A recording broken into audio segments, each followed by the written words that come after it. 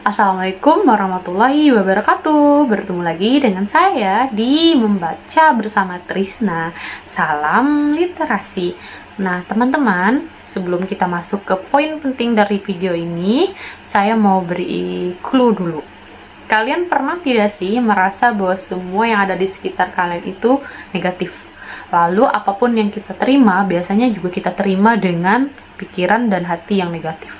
Nah, kadang-kadang pikiran, hati yang negatif ini bisa menimbulkan aura negatif juga bagi diri kita. Contohnya apa? Kalau pikiran dan hati kita negatif, maka kita akan mudah marah, kemudian lekas tersinggung, lalu kita tidak bisa menerima hal-hal positif lainnya. Nah, ini bahaya sekali kalau misalkan terus-terusan menimpa diri kita. Nah, itu pun juga sering terjadi dengan saya, karena saya itu tipe orang yang pemikir sekali.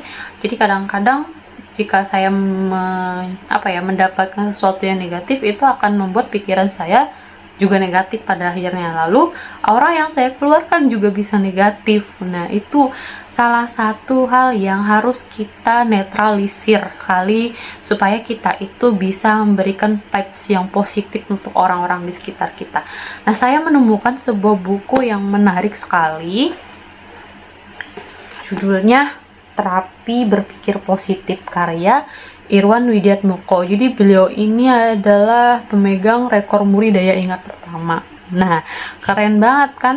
Bukan cuman itu yang keren dari buku ini, tapi coba kita lihat bagian isinya. Isinya itu penuh dengan gambar-gambar seperti ini.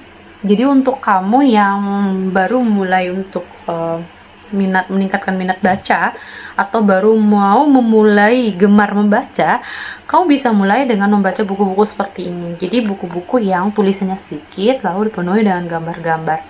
Setelah itu kamu tingkatkan lagi ke buku-buku yang lebih banyak tulisannya dan gambarnya lebih sedikit, begitu seterusnya sampai akhirnya kamu itu benar-benar suka membaca buku tanpa gambar.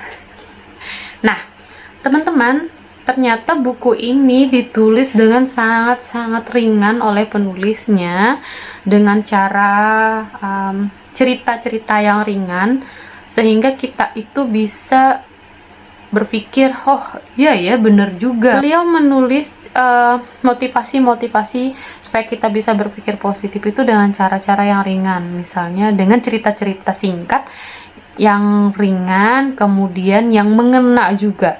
Contohnya nih, berkaitan dengan aura negatif tadi ya.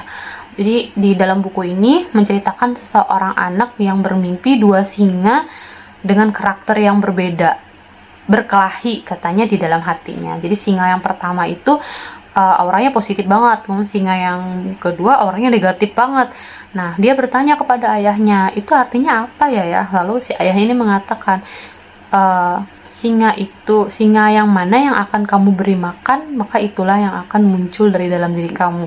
Nah, seperti itu juga pikiran negatif dan pikiran positif yang ada pada diri kita. Jika kita lebih banyak memberi makan pikiran negatif, maka negatif juga yang akan keluar. Tapi sebaliknya, jika kita lebih banyak memberi makan pikiran positif, maka positif juga yang akan keluar. Nah, dalam buku ini akan kamu temui hal-hal semacam itu. Jadi banyak banget cerita-cerita inspiratif yang bisa membuat kita berpikir positif, yang bisa membuat kita menerima segala sesuatu itu dengan positif. Nah, teman-teman yang saat ini mungkin sedang mengalami hal yang seperti saya sebutkan tadi, atau pernah mengalami seperti apa yang saya alami, dimana kita sempat berpikir negatif, memandang semua hal yang ada di sekitar kita negatif, wajib banget baca buku ini. Jadi kita bisa terapi pikiran kita supaya lebih positif itu dengan membaca buku. Salah satunya bisa kamu mulai dengan membaca buku ini. Nah, itu saja review singkatnya. Terima kasih. Wassalamualaikum warahmatullahi wabarakatuh. Salam literasi.